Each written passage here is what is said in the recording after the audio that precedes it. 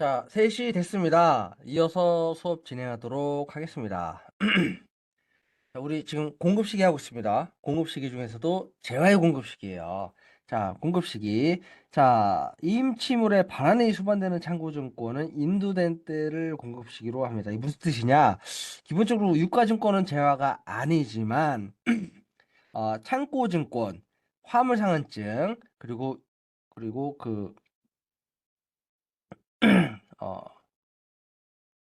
어, 선화증권, 죄송합니다. 이런 경우에는 이제 물품증권이라고 하여, 이제 교부할 때 공급식으로 삼습니다. 유가증권임에도 요 세 가지 말씀드린 물품증권은, 재화로 봅니다. 자, 그렇지만 이 창고증권 중에서도, 조달청 창고나 런던 금속거래소 LME가 한국에 지정한 창고업자가 발행한 창고증권은 특별히 제어로 보지 않습니다. 어, 원칙적으로 창고증권의 교부는 재화의 공급. 그렇지만 LME 지정 창고의 창고증권의 교부는 재화의 공급을 보지 않습니다. 희귀 비철금속의 현물 거래를 활성화하기 위하여 예외적으로 재화의 공급을 보지 않는데요. 자, 조건이 붙습니다. 임취물의 반환이 만약에 수반이 된다. 사실 얘는 창고증권의 거래라고 보기보다는 임치물, 보관물의 거래, 즉, 구리, 니켈의 거래라고 봐야 되겠죠. 그래서 공급 시기를 인식하게 되는데요. 인도되는 때. 또 이 창고가 만약에 보세구역에 있고, 해당 이제 임치물이 외에서 국내로 반입된 경우에는 수입 신고를 해야 되거든요. 수입 신고 수리일을 공급 시기로 봅니다. 자, 위탁 판매라는 개념이 들어오는데요. 자, 위탁 판매. 자, 공급자가 스스로 자기 물건을 팔면은 뭐 문제가 없겠지만, 공급자가, 이제 심부름꾼, 수탁자를 정해가지고 물건의 판매를 위탁을 줄 수가 있어요. 자, 위탁 판매. 이때는 위탁을 받은 수탁자가 또는 본인이 대리인에게 위임하면 그 대리인이 물건을 대신 팔아주는데, 공급식이 아니냐? 수탁자가 팔아준 때, 그때를 공급시기로 인식합니다. 위탁자가 수탁자에게 인도하는 때가 아닌 수탁자가 물건을 판 때, 그때를 공급시기로 본다는 의미이고요. 만약에 수탁자가 물건을 팔았는데도 불구하고 위탁자를 알 수가 없다. 사실 알 수가 없는 상황보다는 이제 공급받는 자에게 내가 위탁자의 정체를 숨기고 싶은 경우겠죠. 이때는 위탁자가 수탁자에게 그리고 수탁자가 공급받는 자에게 각각 공급한 것으로 봅니다. 자, 리스 자산은 공급자 또는 세관장이 리스 이용자에게 공급한 때를 공급 시기로 봅니다. 자, 중간에 누가 들어오냐? 리스업자라는 시설 대업자가 들어와요. 그래서 공급자가 리스업자에게 공급하고 사실 리스업자는 리스 이용자에게 면세로 리스 이용료 재산을 빌려준 거니까 이용료를 받게 되겠지만, 자, 사실 이 리스 이용자는 해당 리스 자산을 담보대출한 것과 실질이 다르지 않아요. 그런데 명의만 리스업자한테 금융회사한테 가지고 있는 거예요. 자, 그래서 내가 사실 재화를 매입하는 것에도 불구하고 매입세 공제를 받지 못했잖아요. 중간에 면세사업자가 껴 있으니까. 그래서 공급자가 직접 리스 이용자에게 생계사설을 발급하게 발급하게 된다면은 매입세 공제가 가능하거든요. 이 공제를 위한 예외적인 제도가 있습니다. 자, 폐업입니다. 자, 폐업 전 공급한 재화의 공급 시기야. 폐업일 이후에 도래한다. 이러면은 폐업일을 공급 시기로 봅니다. 자, 건물 A의 공급 계약만 한번 볼게요. 자, 계약금, 중도금, 잔금이 있습니다. 자, 계약금의 지급일이 다음날인 1월 2일부터 자, 인도일인 8월 1일까지가 6개월 이상이고요. 중간에 중도금이 있습니다. 그리고 잔금이 있죠. 인도가 언제 되느냐? 후 인도니까요. 잔금 시점이 인도하면은 이 완벽한 이 중간 지급 조건부로서 계약금 받기로 한 때, 중도금 받기로 한 때, 잔금 받기로 한 때를 각각 공급식으로 봅니다. 이때를 생계나서 발급해야 하는데 문제가 양도인이 중간에 5월 1일에 공급자가 폐업을 해 버렸습니다. 자, 공급자가 생계나서를 발급해 줘야 되는데 폐업을 해 버렸잖아요. 그렇기 때문에 어떻게 해야 되느냐? 과 잔금의 공급 시기 전에 폐업한 때를 공급 시기로 보아 폐업일에 생계하서를 향후 도래할 부분에 대한 생계하서를 한꺼번에 발급하게 됩니다. 자, 폐업지 간존 제한을 과세하지 않기 위해서 에요. 폐업자는 생계상서 발급이 불가능하고 그래서 폐업일을 공급 시기로 본다라는 개념입니다. 자, 지금까지 말씀드린 내용들이 재화에 대한 공급 시기고요. 이어서 용역의 공급 시기 시작하겠습니다. 자, 이제 재화는 인도 또는 사용 가능이라는 특정 시점이지만 용역은 기간 동안 제공이 됩니다. 그래서 부가가치세법에서는 되게 간단하게 정하고 있는데요. 영무의 제공이 완료된 때 그리고 수주물 제화 등 권리가 수주물 권리 등 재화가 사용된 때를 이제 용역의 공급 시기로 하고 있습니다. 자, 이제 재화를 팔면은 재화 공급이고요. 재화를 빌려주면은 임대차죠. 부동산 임대차는 사용되는 때를 공급 시기로 한다는 의미고요.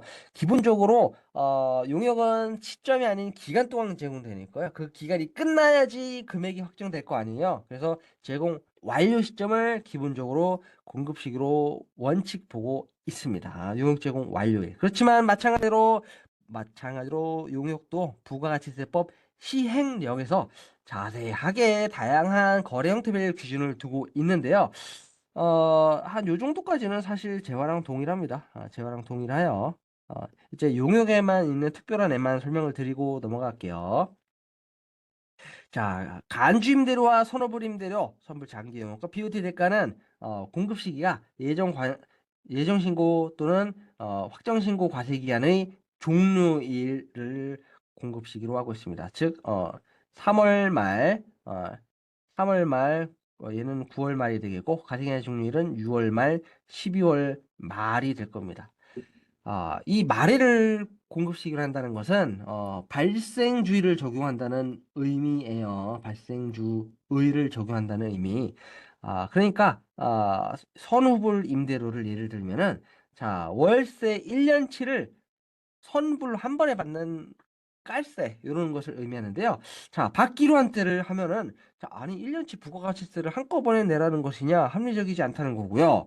자, 그리고 그러면은 받기로 한 때가 아닌 요역 제공 완료일을 공급시기를 한다. 그러면은 아니 상가 임대차 계약이 보통 5년씩 7년씩 가는데 그때까지 그러면은 부가세를 걷지 못하느냐 이게 문제입니다. 그래서 중간에 타협을 본 게 이거죠. 그 중간인 과세기한의 종료에 구체적으로 보겠습니다. 자, 우리 부동산을 월세를 받으면 문제가 없겠지만 부동산 전세로 받는 경우에는 간주임대료를 임대인이 계산합니다. 보증금의 이자율, 자, 25년도부터는 이제 3.5에서 3.1%로 하향이 됐죠. 그래서 보증금이 1억이다. 그러면 1억에 3.1%인 310만 원만 자, 1년치 자, 부가가치세 이제 공급 가액이 되고요. 6개월씩 나눠서 인식하게 되겠죠. 1기, 2기. 자, 이때 공급 시기가 언제냐는 겁니다. 과세기간의 종료일을 공급 시기로 합니다. 일할 계산합니다. 적수의 개념이 있으니까. 그렇지만 나머지는 월할 계산하게 됩니다.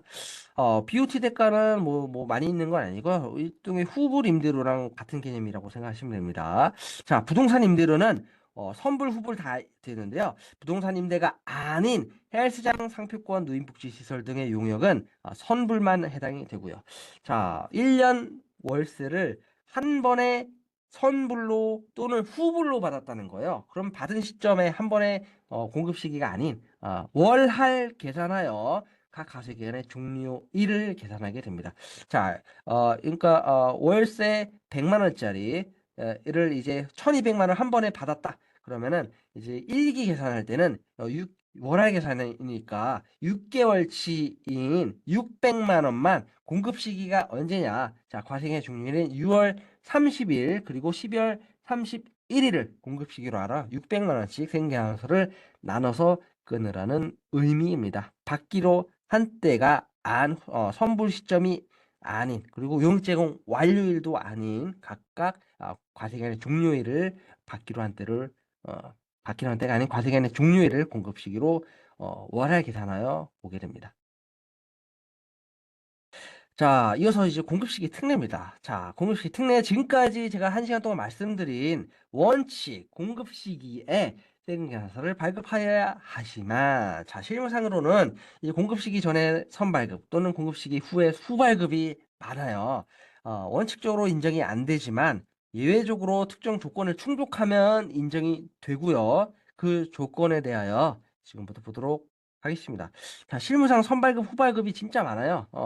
이제 이제 요 부분들을 설명하기 위한 지금까지 빌드업이라고 생각을 하셔도 될 것 같은데요. 네. 선발급부터 보겠습니다. 자, 기본적으로 대가를 받아야 됩니다. 우리 시행령에서는 세금 계산서를 선발급 후 대가를 7일에 수령하는 경우와 7일 지나서 수령하는 경우 설명하고 있는데요. 대가를 7일 이내에서 받는 경우 두 가지가 있습니다. 자, 공급 시기 도래 전에 재화 용역에 대한 대가를 받고요. 받은 대가에 대한 세금 계산서를 발급하는 경우, 이거는 즉시입니다. 즉시. 그리고 즉시 세금 계산서 발급일로부터 7일의 대가를 받는 경우. 자, 대가를 받은 즉시 생계약서를 발급하거나 좀 늦게 받아도 돼. 그래도 7일 이내 받았다. 그런 경우에는 공급 시기를 언제로 보느냐? 자, 보겠습니다. 공급 시기야 미래 어떤 특정 시점인데 당장 생계약서를 선발급해요. 그리고 대가를 즉시 받거나 또는 7일 이내 받는 경우에는 생계약서 발급한 때 이때를 공급 시기로 봅니다. 그러니까 정당한 선발급으로 본다라는 의미입니다. 요 대가 요건을 충족하지 못한다, 대가를 안 받았다 이러면은 이제 사실과 다른 세금 계산서로서 공급받는 자는 매입세액이 불공제될 것이고요. 자, 요 조건이 좀 충족하기 쉽지 않잖아요. 즉시 또는 7일 이내. 그래서 우리 세법에서는 좀 더 기한을 연장할 수 있는 조건을 뒀습니다. 자, 보겠습니다. 이것도 설명해 드릴게요. 대가라는 것은 이제 현금, 수표, 신용카드, 현물 교환 거래요. 물물 교환, 그리고 전자화폐 다 인정이 될 것이고요. 자, 대가를 7일이 지나서 수령하는 경우입니다. 세금 계산서 선발급 후 7일이 지나서 수령하는 경우 두 가지가 있습니다. 자, 거래 당사자가 한 계약서, 약정서 등의 대금 청구 시기, 지급 시기가 별도로 기재되어 있고요. 대금의 청구 시기에 선발급합니다. 그리고 지급 시기, 지급받기로 한 때 사이 기간이 30일 이내인 경우. 네 번째, 세금 계산서 발급에 속하는 과세 기간에 공급 시기 도래. 예. 끝입니다. 여기에는 이제 대가 수수 조건이 자, 21년까지 있었는데요. 22년 삭제가 돼가지고요. 22년부터는 이제 대가 수수 안 해도 실공급 시기만 해당 과세 기간, 그러니까 7월 1일 선발급한다. 그럼 12월 31일까지 실제 공급 시기에 도래한다. 즉, 재화 인도만 하면은 정당한 선발급으로 봅니다. 그림으로 볼게요. 자, 실제 공급 시기였고요. 생계사를 선발급하고요. 대가를 계약서의 청구 시기, 지급 시기 구분 기재되어 있고 30일 이내거나 아니면 이제 4번입니다. 선발급에 속하는 과세기간은 공급 시기 도래한 경우에는 정당한 선발급으로 봅니다. 자, 21년 이전까지 공급분에 대해서는 이제 해당 과세기간에 공급 시기 도래 대금 수수하여야 했지만 22년부터 삭제가 됐기 때문에 공급 시기만 도래. 심지어 공급 받는 자가 조기환급 받는 경우에는 공급 시기가 30일 이내 도래하여야 합니다. 이제 대가를 안 받아도 실제 공급 시기만 조기환급 받는 경우 30일 이내 아니면 해당 과세기간 내에 공급된다. 이게 과연 이제 매입세액 공제를 부인해야 되는 사실과 다른 생계사서로 볼 만큼 생계사서 교부 질서를 흐트러지는 진짜 나쁜 짓이냐는 거예요. 사실 이제 이게 부가세법에서는 인정을 안 해왔다가 이제 대법원에서 요 정도는 매입세액 공제를 허용해줘도 되지 않느냐. 그래서 대법원에서 이제 판례가 인정된 이유로 세법이 개정되어서 이제 많이 이제 선발급의 범위가 늘어났다 이해하시면 될 것 같습니다. 그래서 이 3번 또는 4번의 요건을 충족하는 경우에는 생계에서 발급하는 때를 공급시기로 봅니다. 죄송한데 제 목소리 혹시 빠르신가요? 이제 제 목소리가 혹시 빠르신가요? 제 목소리가 속도 괜찮으시죠? 예, 요대로 그럼 계속 이어서 진행하겠습니다.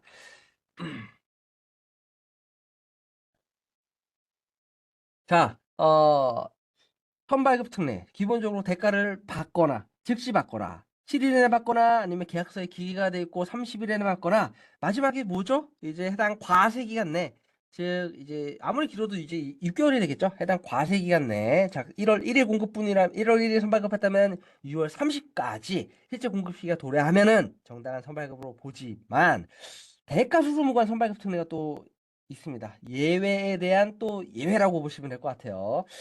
세법이 이래서 참 어려운 것 같습니다. 자, 아까 장기할부는 간단하게 설명을 드렸어요. 자, 원칙, 대가를 받기로 한 때 생계약서 발급해야 하지만, 인도일에 생계약서를 선발급한다면은, 인도일이 이제 선인도고, 이때 사실 재외 공급이 확정이 되었기 때문에, 예외적으로 이제 대가수수 무관하게 발급일을 공급 시기로 본다라고 말씀드렸죠. 계속적 공급도 인정이 됩니다. 자, 제한은 전기 도시가스, 용역은 부동산 임대가 있을 겁니다. 사례로 설명을 드릴게요. 자, 1월 1일부터 1월 31일까지의 1월분 전기 요금을 이제 한전이 한 2월 10일에 전기 요금을 청구하게 될 겁니다.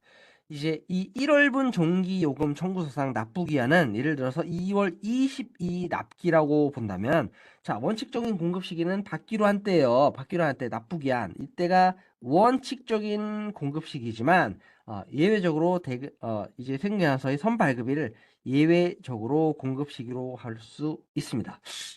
왜냐? 이제 세금계약서 여러 기능 중에 세금계약서에 청구의 기능이 있습니다. 이제 실무상 세금계약서를 발급한다. 이 대금 청구하는 기능이 있고요. 한전으로서도 이제 전기요금 청구서 보낼 때 이 전기요금 청구서에 세금계산서의 기능을 넣는다면은 굳이 두 번 일 안 해도 되잖아요. 전기요금 1월분에 대해서 전기요금 청구하고 또 세금계산서 또 발급하고 두 번 일 안 해도 되고 이 전기요금 청구서에 세금계산서 기능을 넣기 위하여 대가수수 무관하게 세금계산서 발급을 한다면은 그때를 예외적으로 계속적 공급은 그때를 예외적인 공급식으로 인정하여 청구서에 세금계산서의 기능을 뒀습니다. 그래서 이제 여러분 대부분 아파트는 이제 관리사무소가 한전으로부터 전기요금 청구서 받을 테니까 안 받을 테고 도시가스는 또 가스 회사로부터 직접 청구서를 받으실 거예요. 도시가스 청구서 보시면은 자택가서 보시면은 본 가스요금 청구서는 세금계산서에 기능을 합니다. 이렇게 써 있을 겁니다. 네. 자, 이제 24년에 세법 개정된 외국 항행 용역은 또 이제 추가가 되는데요. 해운회사를 예를 들어 볼게요. 해운회사, 선박회사, HMM 같은 컨테이너 선박회사가 인천항에서 컨테이너를 LA항까지 옮겨다 주는 외국 항행 용역, 선박회사가 제공하는 외국 항행 용역은 자, 원칙 용역 제공 완료일을 공급 시기로 보지만 자, 선박회사의 용역 제공 완료일은 LA 목적지 항에 컨테이너를 내려줬을 때라는 거예요. 자, 그렇지만 이제 선박회사는 짐을 실어줄 때 선화증권을 이제 화주에게 발급해 줍니다.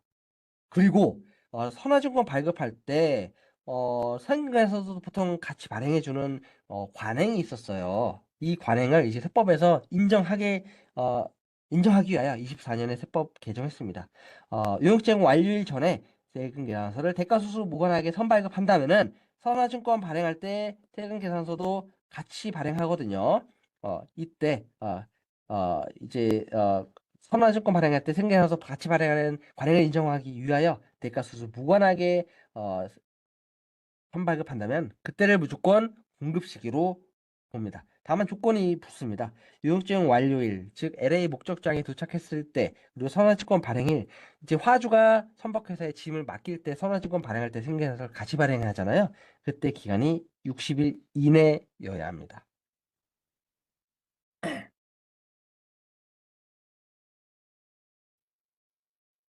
자, 이제 지금까지 말씀드린 내용들이 이제 선발급이었고요.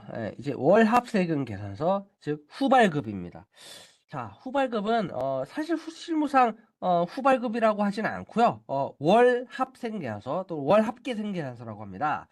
자, 대기업들은 하루에도 동일 거래처와 이제 수십 번의 매입이 있을 테고요. 매출이 있을 테고, 매입 매출. 그리고 한 달로 치면 이제 수백 번이 되겠죠. 같은 거래처로부터.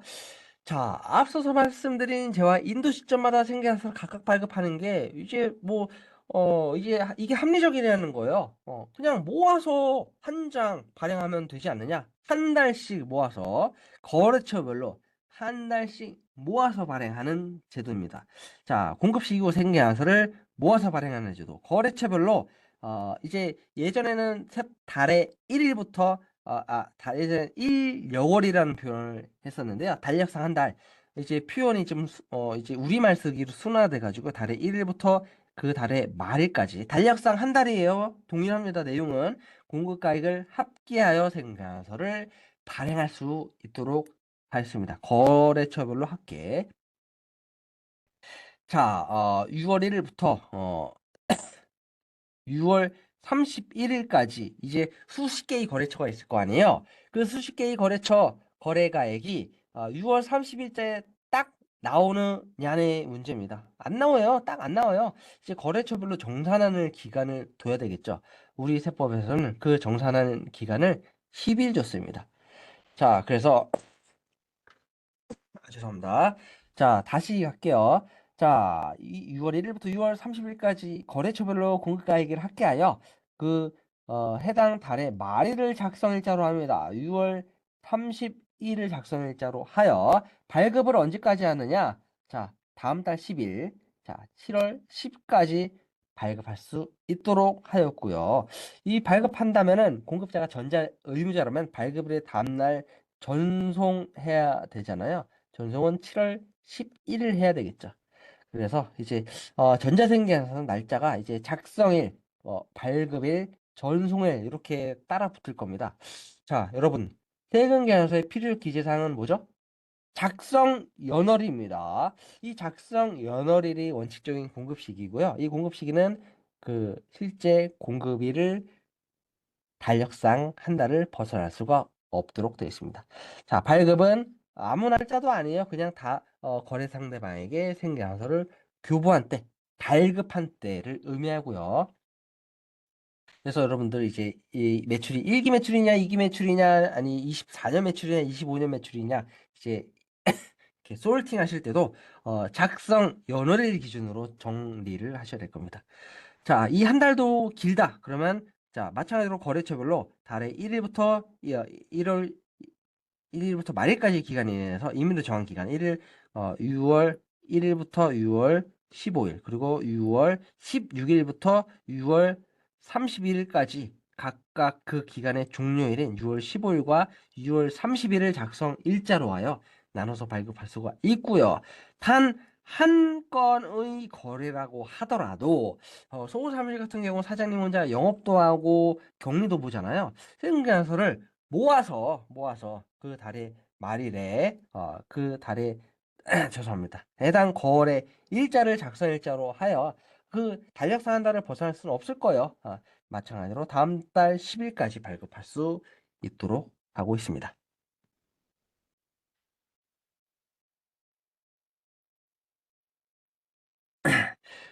지금까지 이제 말씀드린 이제 공급 시기 설명드렸죠? 바로 이어서 세금 계산서 들어가겠습니다. 이제 세금 계산서는 여러분 이제 제가 이제 파트를 네 가지로 나눴는데요.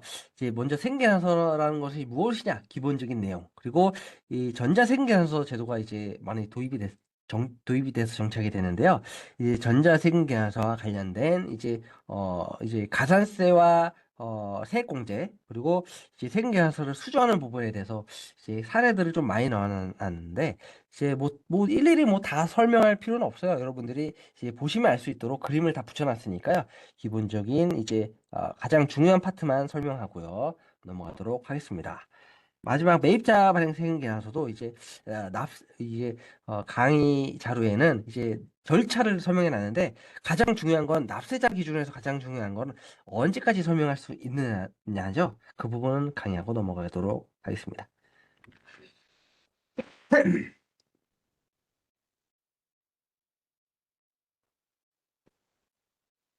자, 먼저 세금 계산서란 무엇이냐? 자, 세금 계산서라는 것은 부가세법상 과세사업자가 죄송합니다. 부가세법상 과세사업자가 재화 용역을 공급할 때 부가세를 거래 징수하고 그 사실을 증명하기 위하여 공급자가 공급받는 자에게 발급하는 영수증, 텍스 인보이스라고 하여 이제 TI라고 제가 계속 말씀드리고 있죠.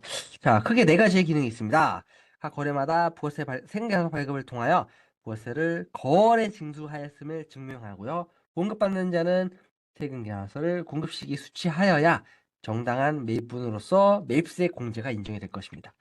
자, 기본적으로 이제 거래할 때도 외상 거래할 때는 청구서의 기능이 있고요. 현금 거래하게 된다면은 영수증의 기능이 있습니다. 생계에서 하단에 이제 청구 영수의 표시가 구분 표시하게 되어 있습니다. 자, 중요한 건 이제 계약서의 기능이 없습니다. 계약서, 계약 시에 교부하는 것이 아니기 때문에. 자, 그리고 과세 자료의 역할입니다. 이제 과세 관청의 입장에서죠.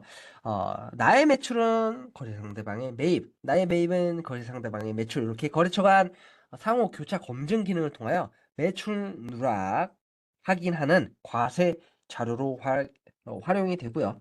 이제 거래 회계에서 이제 거래의 증빙 역할을 하게 되어 5년 보관 의무가 사업자에게 부여되어 있습니다.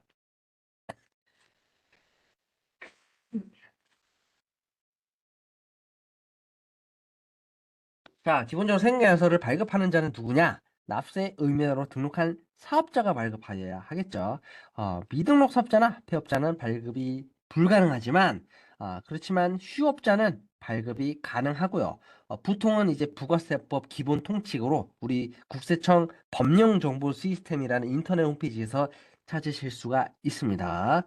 휴업자도 이제 삼용 고정자산을 유지하기 위한 정기료, 매입세 공제 가능하고요. 3년 고정자산을 일시적 우발적으로 매각한다면 세금 계산서를 발급하여야 합니다. 이제 사업자에게 지점이 있는 경우 이제 본점에서 매출 계약을 하고 지점에서 제어를 인도한다. 그러면 세금 계산서는 지점이 발급하여야 합니다. 수취는 공급받는 경우죠. 매입은 어느 쪽에서 매입 계약하든 어느 쪽에서 매입하든 인도받든 어느 쪽도 가능하고요.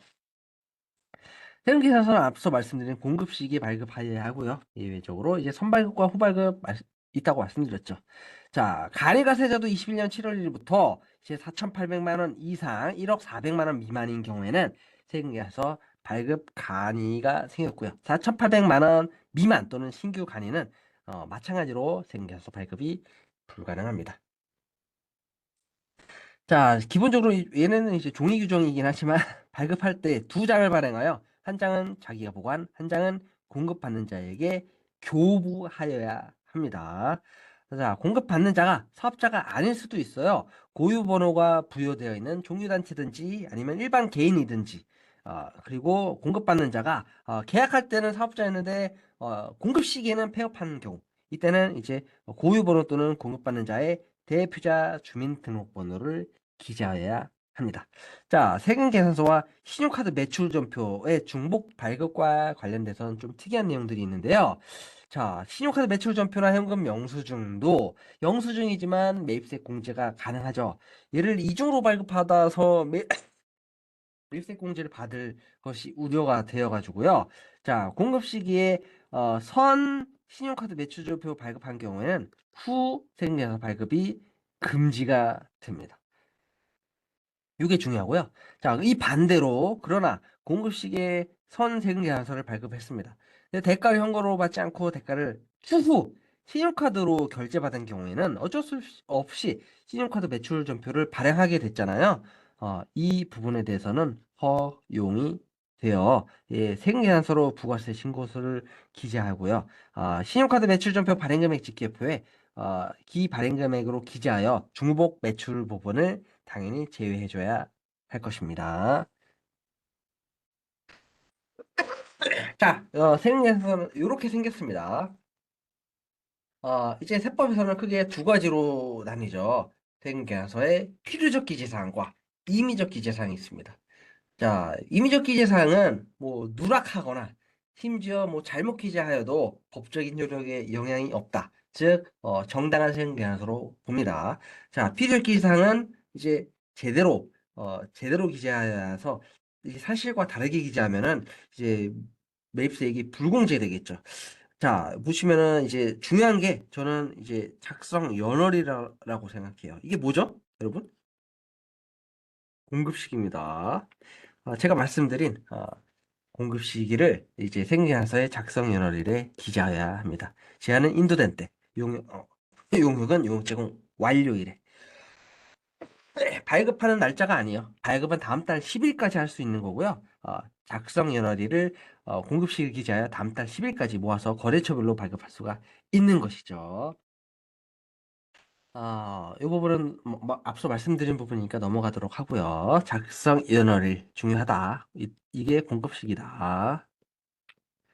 자, 참고로 이제 면세 계산서도 넣어놨는데요. 중요한 다른 점이 뭐죠? 세액이 없다는 겁니다. 세액이 없고요. 공급가액만 기재되어 있을 따름입니다. 자, 이제 세금 계산서는 모든 공급자가 공급 시기에 발급하여야 하는데, 죄송합니다. 이제 특정한 업종, 특정한 거래의 경우에는 세금 계산서의 발급이 면제가 되어 있습니다. 면제보다는 사실 금지라고 이해를 하셔도 될 것 같아요. 제가 뭐 두 장으로 설명을 해놨는데 첫 장만 설명을 드릴게요. 실무상 첫 장 부분이 좀 중요하니까. 자, 먼저 공급자의 업종이 불특정 다수를 상대하는 업종인 경우에는 세금 계산서 발급이 면제가 됩니다. 택시, 노점 행상, 무인 자판기업자, 공급자가 일일이 공급받는 자에 대한 인적사항을 알고 물어보고 알아서 생겨나서 일일이 발행하는 게 이제 사회적으로 합리적이지 않다는 거예요. 불가능하죠. 예. 이런 경우에는 이제 택시 또 수많은 손님들이 거쳐갈 텐데 일일이 인적사항을 물어보는 게 가능하냐는 거예요. 노점 행상, 어, 무인 자판기 이런 경우에는 그래서 사장님이 무인 자판기 사장님이 누가 언제 팔렸는지도 모르잖아요. 예. 그래서 불특정 다수 상대 업종으로 보아 생겨나서 발급 의무를 면제해놨습니다. 자, 미용, 욕탕, 유사 서비스 업. 얘는 좀 취지가 다릅니다. 머리 깎고 목욕하고 유사 서비스 업은 이제 신체 관리 서비스 업을 뜻하는데요. 뭐 마사지 업종을 뜻하는데요. 너무나도 개인적인 소비 업종이에요. 자, 대표자가 머리 깎고 목욕하고 이제 마사지 받았는데 세금 계산서를 수취해서 매입세 공제를 받는 게 이제 과세관 정보에서 보기 합리적이지 않다는 거죠. 세금 계산서 발급을 금지해 놨고요. 영수증만 발급하겠죠. 그래서 부가세 과세 사업자임에도 세금계산서 발급이 금지가 되어 있어서 미용실은 세금계산서 발급이 불가능하고요. 그래서 예를 들어서 뭐 이제 연예기획사가 연예인 소속 연예인들 이제 오후에 방송이 있으면은 이제 어, 미용실에 들를 거잖아요. 세금계산서 발급이 금지가 되어 있기 때문에 세금계산서 수취 못하니까요. 매입세 공제를 받지 못하도록 법에서 정해놨습니다. 자, 이어서 자, 실소비자를 위하여 전력 도시가스를 공급받는 명의자. 이제 다가구 주택의 임대인이나 관리사무소가 한자로부터 생계가스를 받으면은 실소비자, 임차인이 입주민이 비사업자인 경우에만 예외적으로 생계가스 발급을 면제해놨습니다. 생계가스를 받아도 매입세 공제를 받지 못하는 비사업자니까. 다만 이제 실소비자가 입주민이 사업자라면은 당연히 관리사무소가 산 전으로부터 생계약서를 수취한 부분 내에서 다시 이제 관리비 형식으로 재발급하여 입주민의 사업자의 매입세 공제를 받도록 하여야 하겠죠. 마지막 소매업입니다. 소매업은 모든 소매업이 다 이제 불특정 다수를 상대 업종으로서 세금 계산 발급이 면제가 되어 있고요. 제조업이다. 제조업이 이제 제한을 이제 사업자를 대상으로 판다라고 전제하여 세금 계산 발급을 하여야 합니다. 자, 도로 및 관련 시설 운영 용역. 어, 얘는 고속도로 통행료를 의미하는데요. 마찬가지로 세금계산 발급을 면제해놨습니다. 그러나 이 두 가지 업종들은 사업자도 쓸 수 있어요. 사업자가 마트에 가서 사업자 관련된 재화를 구매하거나 회사 차로 출장 갈 때 고속도로 통행할 수도 있잖아요. 그래서 상대방이 세금계산 발급을 요구하지 않는 경우에만 면제고요. 요청 시에는 마트에서 사업자가 재화를 사면서 사과 관련된 재화를 사는 경우에는 요청을 하면은 발급하여야 합니다. 자, 이어서 재화의 간주 공급. 사업상 증여를 예를 들어볼까요? 거래처에게 접대 목적으로 공짜로 냉장고를 증여했습니다. 사업상으로. 이 경우에는 간주 공급으로 과세하죠. 세금계산서도 같이 발급하면은 맵스 공제도 받는 이중 혜택이 있잖아요. 발급 의무를 원칙 면제해 놨습니다. 자, 그렇지만 이제 총괄 납부 할인 사업자의 사업장으로 부가세를 신고 납부하는 사업자의 판매 목적 타사업장 반출은 세금 계산서를 발급하도록 하여 지점 간의 판매 목적 제한을 반출하는 경우에 세금 계산서를 발급하게 함으로써 이제 선납부 후 환급의 자금 부담을 완화하도록 하고 있습니다. 자, 마지막 영세율 적용 대상 되는 경우에는 자, 원칙 발급 의무 면제가 있습니다. 기본적인 수출 이제 용역은 국외에서 공급하는 경우. 그렇지만 국내 거래인 용세율들이 있어요. 자, 내부 수용장 구매하기 위해서 국제 협력단에 공급하는 재화나 위탁 강호를 위한 국외 원재료 무상 반출 이런 경우에는 국내 거래임에도 이제 정부가 정책적으로 영세율을 적용을 하잖아요. 공급받는 자가 사업자 등록번호가 있는 국내 사업자이기 때문에 영세율 생계서를 발급하여야 합니다.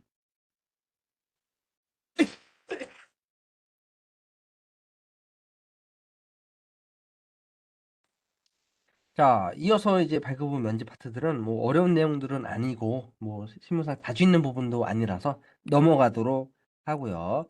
자, 전자생계서를 간단하게 뭐 설명을 드리도록 할까요? 자, 죄송합니다. 전자생계서. 사업자가 ERP 시스템이나 전자생계서, 발급 시스템 등 공인 인증을 통하여 전자적으로 발급하고 발급 명세서를 국세청에게 전송하는 제도입니다. 자, 2011년도에 모든 법인 최초로 도입되면서 의무 발급이었고요. 이후의 개정 사항들은 다 개인 사업자에 대한 발급 의무가 점점 하향되는 내용들입니다. 또 이제 작년에 좀 중요한 부분이 개정되었는데요. 재작년에. 자, 이제 개인 사업자에 대한 2억 미만, 1억 미만이 이제 매 연도마다 판정을 했었는데요. 23년 7월부터는 한 번 의무 발급이면 계속하여 의무 발급이 되도록 이제 세법이 개정되었습니다. 구체적인 내용을 한번 볼까요? 말씀드린 대로 법인 사업자는 처음부터 현재까지 모든 법인이 의무 발급이고요. 개인 사업자는 현재 기준으로는 8천만 원입니다. 과 면세 공급가액 매출의 합계액이 직전 연도 8천만 원 이상인 그런 경우에는 이제 의무 발급 기간이 개인만이 되겠죠. 기준금액 이상인 해의 1월부터 12월까지 8천만 이상이다. 그럼 그 다음에 7월 1일부터 계속하여 전자 의무 발급이 되고요. 개인 사업자가 내가 이제 8천만 원 넘었는지 이제 모를 수가 있잖아요. 그래서 이제 세무서가 의무 발급을 통지하여야 합니다. 언제까지? 개시 1개월 전까지. 자, 7월 1일부터 개시라 그랬잖아요. 따라서 5월 30일까지 보통 통지를 하여야 합니다. 수령일 다음 달부터 의무 발급이 됩니다. 밑에 사례는 한번 읽어보시면 될 것 같고요. 자, 전자생계에서의 발급 시기, 발급 기한, 이제 폐업일 이후 발급 불가. 종이랑 동일합니다. 종이랑 동일합니다. 공급 시기 발급하여야 하고요. 월학 규정 그대로 적용돼요. 다음 달 10일 몰아서 할 수 있고요. 폐업하는 즉시 발급 불가능합니다. 자, 발급 완료 시기는 언제냐? 파일이 수신자 지정 이메일함이 입력이 된 때고요. 매입자가 수신함이 없는 경우에는 국세청 발급 시스템을 수신함으로 의지합니다. 국세청에 발급 명세서를 전송하지 않아도 이 이메일함에 입력이 되면 정상 발급된 것으로 보아 매입자 매입세 공제 가능합니다. 자, 이제 다만 발급 취소는 불가능하죠.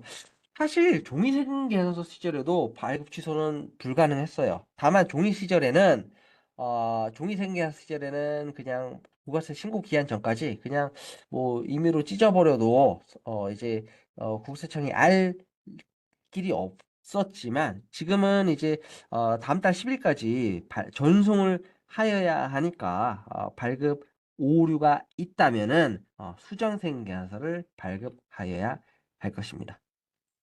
어, 그래서 이제 수정생 계약서 관련돼서는 절차 내용들이 많이 복잡해졌습니다. 많이 이제 중요해졌습니다. 전자생계약서를 정상 발급하게 된다면은 전송해야 합니다. 발급은 거래처에게, 전송은 국세청에게. 자, 발급의 다음 날까지 거의 실시간으로 전송이죠. 그래서 허위생계약서 발급을 차단하기 위한 애초에 이제 취지가 이렇거든요. 그래서 거의 실시간으로 국세청에 전송하도록 하고 있습니다. 전송하게 된다면은 이제 납세자는 사업자는 합계표 제출 의무와 보관 의무, 5년 보관 의무가 있잖아요. 그 부분이 면제가 됩니다.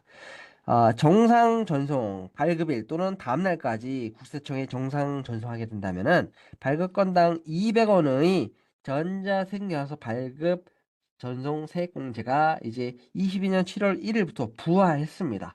22년 7월 1일부터 자, 개인 사업자에 대한 이제 기준이 전년도 3억 이상에서 2억 이상으로 확대가 됐어요. 그렇기 때문에 전년도 3억 미만 개인 사업자, 법인은 원래부터 의무 발급이었으니까 세액공제 혜택이 없고요. 그리고 신규 개인 사업자도 이제 200원의 세액공제가 있고요. 자, 전송을 늦게 하거나 안 한다. 자, 지연 전송. 그러니까 발급의 다음 날까지 전송해야 하는데 다다음 날부터 확정 신고 기한까지 전송하면 지연 전송료가 0.3%의 가산세. 그리고 미전송. 자, 이제 발급을 했는데 전송을 영원히 안 하거나 아니면은 확정 신고 기한 다음 날 전송하거나 마찬가지로 미전송으로 봅니다. 0.5%의 가산세를 부과합니다. 자, 중요한 것은 이제 지연이든 미전송이든 이제 정상 발급만 됐다면은 거래처는 뭐 매입세 공제 받는 데는 아무런 불이익이 없습니다. 이 공급자만 부과하는 가산세 그리고 세액 공제라고 이해를 하시면 될 것 같아요. 자, 이제 수정세금계산서. 요 수정세금계산서는 이제 그 중요한 게 이제 발급 사유들이에요. 어떤 경우에 수정세금계산서를 발급할 수가 있느냐. 이제 사유를 법에서 열거해 놨습니다. 시행령에서 열거해 놨는데요. 자, 기본적으로 수정세금계산서는 자, 원칙. 당초 세금계산서 발급된 후 기재사항에 착오나 정정 등의 수정 사유 발생했을 때 발급할 수가 있습니다. 즉, 전제 조건이 당초 생겨서 발급할 수가 있습니다. 중요한 것은 이제 작성 일자가 수정 세금계약서의 작성 일자가 소급되느냐 소급되지 않느냐인데요. 자, 지금 발급 요건을 보면 그 날짜가 두 가지가 있습니다. 당초 생계약서 발급일. 자, 1번이 있고요. 자, 착오 나 정정 등의 사유 발생일 2번이 있습니다. 자, 수정세금 계산서의 작성일자. 작성일자가 뭐예요? 공급시기, 귀속시기예요. 그러니까 당초 세금 계산서 발급 후 수정 사유가 발생했습니다. 자, 위에 6가지 위에 3가지가 발생한 경우에는 해당 사유 발생일, 즉 해당 사유 발생일인 2번을 수정세금 계산서의 작성일로 적습니다. 소급하지 않는다라고 표현을 하고요. 이제 나머지 6가지 수정 사유들에 대해서는 자, 밑에 당초 세금 계약서 발급일 있잖아요. 그때를 수정 세금 계약서의 작성일로 기재하게 됩니다. 즉, 소급하여 작성한다라고 표현합니다.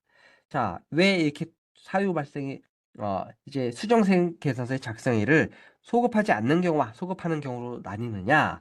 자, 소급하는 사유들부터 볼까요? 이게 납세자가 잘못한 경우입니다. 착오, 이중 발급 대상이 아닌 거래, 세율을 잘못 적용, 과세 유형 전환 이런 경우에는 당초 부가가치세 신고가 잘못되었기 때문에 당초 부가가치세 신고도 수정하여야 하고요. 착오나 이중 발급이 납세자가 잘못한 경우이기 때문에 자, 내국정장 사후에서는 좀 취지가 약간 다른데 수출업자가 수출할 때는 직수출로서 영세율이 적용이 되고요. 재화를 내국 수출업자에게 공급하는 국내 거래는 사실 10% 과세 거래입니다. 그렇지만 어차피 수출업자는 과세 사업자로 매입세액 공제가 100% 예정되어 있으니까 정부에서 특별히 수출 산업을 지원하기 위하여 자, 수출업자에게 재화를 공급할 때 영세율을 적용하도록 이제 예외적으로 하고 있습니다. 왜냐하면 어차피 수출업자가 너 매입세액 공제로 그대로 받을 거 그 이자율만큼 매입세액을 징수 안 하고 환급을 안 내주니까 이자율만큼 정부에서 지원해주는 제도라고 이해를 하셔도 될 것 같은데 이제 수출업자가 이제 대기업들이 많잖아요.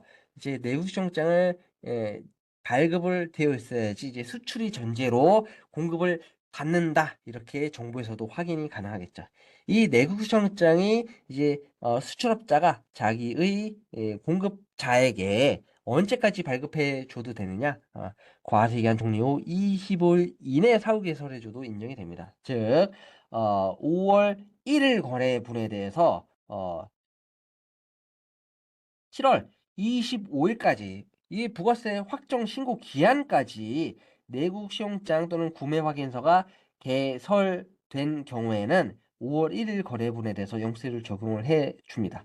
자, 문제는 7월 25일 개설된 경우에는 자, 우리 월합 규정이 5월 1일 공급식이라면은 6월 10일까지 발급해 줘야 되잖아요. 6월 10일 현재는 지금 이제 생계사가 내부시영장이 개설되어 있지 않은 상태라서 자, 6월 10일은 일단 과세로 발급을 하고요. 영수세율이 내부시영장이 7월 25일 개설됐으면은 영수세율을 적용되잖아요. 그래서 이제 다시 영세율로 수정을 7월 25일 해 주되 자, 이 수정생계약서의 작성일자를 소급하여 공급식이 언제예요? 7월 1일 공급식이죠. 7월 1일 공급시기로 소급하여 적어야지 얘는 당초 매출분 1기 매출분이 될 거잖아요. 만약에 내국청장이 사후 개설된 7월 25일 공급시기로 된다면은 얘는 그냥 2기 매출로 넘어가 버린다는 의미입니다. 그렇기 때문에 소급하여 개설일이 아닌 공급시기로 소급하여 이제 수정생계서를 작성하도록 하고 있습니다. 나머지도 이제 차고 외에 이중 발급 대상이 아닌 거래 마찬가지로 이제 소급하도록 하여 예, 소급한다라는 것은 이제 당초 부가가치세 신고가 잘못되어 있기 때문에 당초 부가가치세 신고도 필요하면은 수정 신고 또는 경정 청구하여야 합니다. 세금 계산서의 수정 발급과 부가가치세 수정 신고는 별도의 업무고요. 이제 이 6가지 사유의 경우에는 이제 당초 부가세 신고가 과표와 세액이 변동이 됐다고 한다면은 이제 수정 세금 계산서의 소급 작성으로 부가세 과표와 세액이 변동됐다고 한다면 수정 신고나 경정 청구를 사업자가 필수적으로 이행하여야 합니다. 그렇지만 위의 3개 사유는 사업자가 사업을 하면서 통상적으로 발생하는 애들입니다. 환입, 반품을 의미합니다. 사업자가 수시로 재화를 공급하고 반품이 일어나죠. 그럼 반품 1을 수정세금 계산서에 작성일로 적어야지 당초 부가가치세 신고를 안 건드립니다. 일일이 반품될 때마다 부가세 신고를 이제 소급하여 작성하면 당초 부가세 신고를 건드린다는 의미는 일일이 이제 납세자도 불편하고 과세관청도 이제 불필요한 행정 능력의 낭비라는 겁니다. 자, 계약의 해제. 해제라는 것은 이제 무효로 소급하여 계약이 해제가 된다는 것을 의미하고요. 밑에 공급가액의 증감은 계약의 해지가 있는데요. 얘는 이제 계속 계약의 장래를 향하여 소멸한다는 의미는 이제 중도 해지를 의미합니다. 현재까지 계약은 유효하고 이제 앞으로 계약만 장래를 향하여 소멸하는 것을 의미합니다. 자, 매출 애누리. 물건값을 깎아주는 건데 공급 시기에 깎아주지 않고요. 사후에 일부 재화의 하자로서 합의하여 깎아주는 경우입니다. 이 경우에 깎아주는 합의일에 그 차감 금액만큼 마이너스 치게 됩니다. 매출 할인은 이제 외상 매출금을 조기에 회수하는 경우에 이자율만큼 깎아주기로 사전에 약정하고 그만큼 깎아주는 경우입니다. 서로 합의하여 깎아주는 만큼 수정생계약서를 합의된 그 날짜를 기준으로 이자율만큼 마이너스 치게 되고요. 소급 작성하지 않고요. 해당 사유 발생일을 수정세금 계산서의 작성일로 기재하게 됩니다. 이제 제가 슬라이드에서는 교재에서는 이제 사유별로 이제 발급 방법을 좀 자세히 기재해 놨으니까 한번 업무하실 때 참고하시면 될 것 같은데 그래도 뭐 이제 하나만 사례를 한번 강의를 한번 진행해 보도록 하겠습니다. 합의 환입만 보도록 할까요? 환입. 자, 당초 공급한 재고가 환입된 경우입니다. 환입된 날을 수정생계한 작성일로 기재하고요. 비고란에 당초 생계한 작성일 부기한 후 붉은색 글씨 또는 의미 표시를 하여 수정생계한서를 발급합니다. 환입된 날에 수정 교부하고요. 작성일도 환입된 날이기 때문에 당초 부가가치세 신고를 건드리지 않습니다. 그래서 당연히 연계되는 내용으로서 당초 부가가치세 수정 신고는 할 필요가 없고요. 그냥 수정생계한서만 발행하면 됩니다. 자, 구체적으로 사례를 보겠습니다. 자, 5월 1일 20만 원짜리 재화를 공급한 후에 작성일자는 5월 1일 공급 시기가 되고요. 당초 인도일 그리고 20만 원짜리 세금 계산서를 발행하였는데 자, 8월 1일에 2만 원큼만 환입이 됐습니다. 반품이 됐어요. 그러면 2만 원만큼 마이너스 치면 되겠죠. 자, 중요한 건 뭐다? 작성 일자입니다. 작성 일자를 다 당초 공급 시기인 5월 1일이 아닌 소급하지 않고요. 환입된 날 8월 1일을 기재하여 한 장을 교부하고요. 비고란에 세금 계산서 당초 교부일 5월 1일을 기재하면 됩니다. 이 해당 사업자의 다른 매출 매입이 없다고 가정한다면은 자, 1기 매출세액 1기 납부세액 2만 원 그리고 2기 납부세액은 없고요. 환급세액 2,000원이 될 것입니다. 마이너스 2,000원이 되니까. 자, 이렇게 사유별 반급 방법은 제가 좀 자세히 적어놨는데요. 참고하시면 될 것 같고요. 어, 홈택스에서 수정 발급 부분 하는 방법도 제가 이제 절차별로 넣어놨으니까 업무 하실 때 우리 국세청 홈택스에서 수정 생계에서 발급하는 부분도 참고하시면 될 것 같습니다. 자, 홈택스 이제 메뉴 들어가시면 로그인해서 들어가시면 계산서 메뉴에서 전자생계서 수정 발급 메뉴가 있고요. 이걸 누르시면은 먼저 발급 대상 세금 계산서를 선택할 수 있도록 되어 있습니다. 당초 전자 발급분이면은 이제 확인 버튼을 눌러서 승인 번호로 조회하면 되고요. 당초 종이 발급분에 대해서 또 전자로 수정 발급이 옆에 이렇게 가능하도록 되어 있습니다. 이렇게 당초 전자분이라서 당초 이제 승인 번호를 당초 이제 생계환수를 조회하도록 되어 있습니다. 당초 생계환수가 이제 4억 4천짜리를 수정하고 싶다. 그러면 이 4억 4천짜리를 먼저 선택을 한 이후에 이제 수정 발급 사유를 선택하도록 되어 있습니다. 여기도 보시면은 이제 크게 이제 두 가지로 되어 있는데 위에 게 뭐죠? 당초 발급한 세금계약서 작성일자와 같은 날짜로 발급한다. 이게 뭐죠?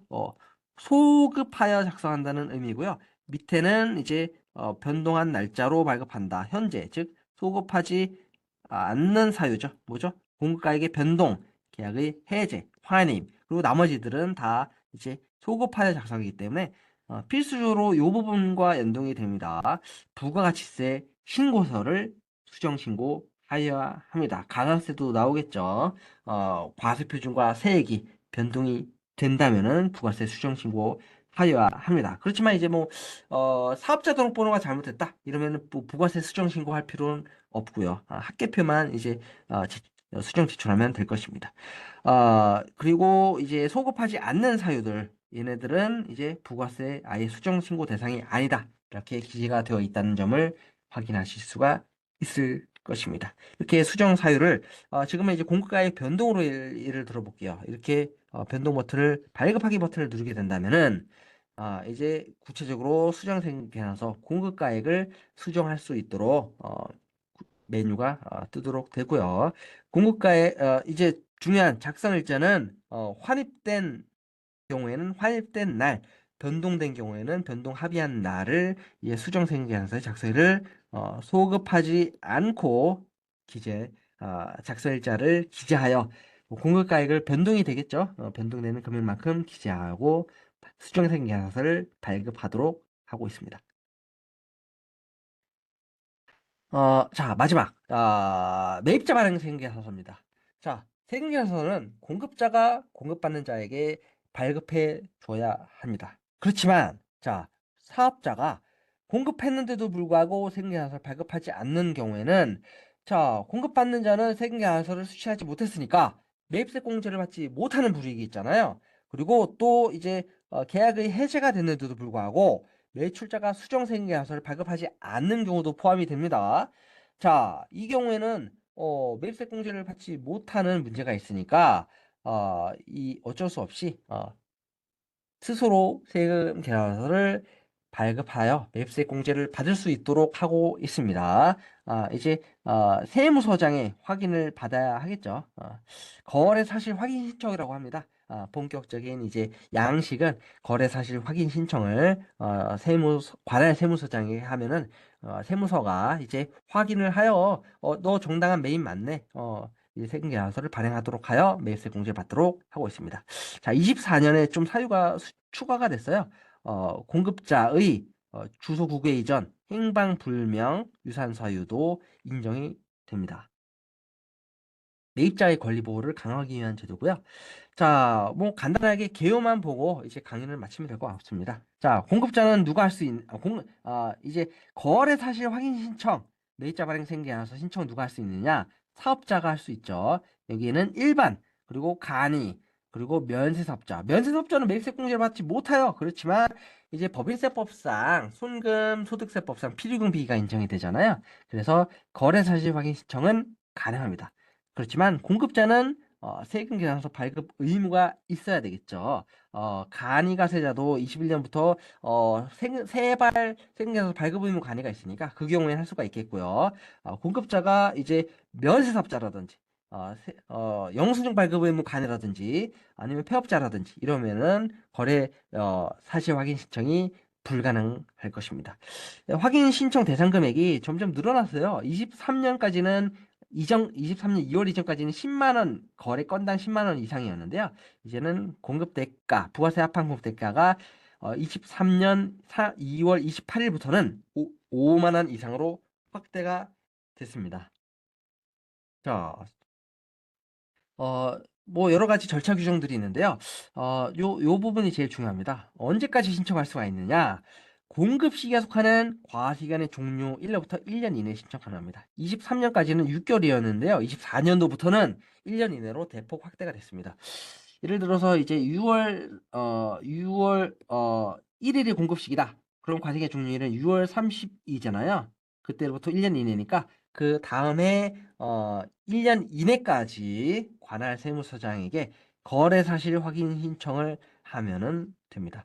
그 이외에 절차 규정들은 이제 세무서에 관련된 내용이니까요. 이제 강의 부분에서는 제외하도록 하겠습니다. 중요한 것은 이제 거래 사실의 존재 및 그 내용에 대한 입증 책임이 신청이 누구죠? 매입자입니다. 매입자에게 있으니까요. 그 이 거래 사실 확인 신청할 때 거래 뭐 대금 지급 증빙이라든지 이 재화의 매입 또는 용역의 매입이 있었다는 이제 계약서라든지 그리고 뭐 필요하면은 이제 뭐 사진도 되겠죠. 이런 증빙들이 다 첨부가 되어서 한꺼번에 거래 사실 확인 신청할 때 제출되어야 한다는 점 마지막으로 설명드리도록 하겠습니다. 자, 이후에 발급 절차들은 이제 세무서 직원들의 이제 좀 중요한 내용이니까요. 넘어가도록 하겠습니다. 제 강의 시간은 이제 여기까지가 되겠고요. 이제 2시간을 계획을 하고 있는데 지금 3시 59분이 됐습니다. 정확하게 이제 2시간 동안 강의한 점에 대해서 이제 2시간 동안 이제 어, 쉬운 부분은 아닙니다. 공급 시기가 사실 어려운 파트입니다. 그렇지만 실무를 할 때는 정말 기본적이고도 중요한 파트고요. 특히 세무조사 이런 거 할 때 이제 세무조사관이 기본적으로 이제 생겨서 금액 큰 건이 있다면은 이제 다 공급 시기, 특히 환급 검토할 때 공급 시기를 기본적으로 검토하도록 되어 있거든요. 그래서 여러분들도 이제 업무를 하실 때 공급 시기를 이제 잘 정리한 부분들에 대해서 활용을 하시면은 업무하실 때 좀 많이 참고가 되시지 않을까 싶습니다. 자, 2시간 동안 강의 들으시느라 정말 고생 많으셨습니다. 제 수업 잘 들어주셔서 감사합니다. 예, 오늘 수업 여기까지 마치도록 하겠습니다. 감사합니다.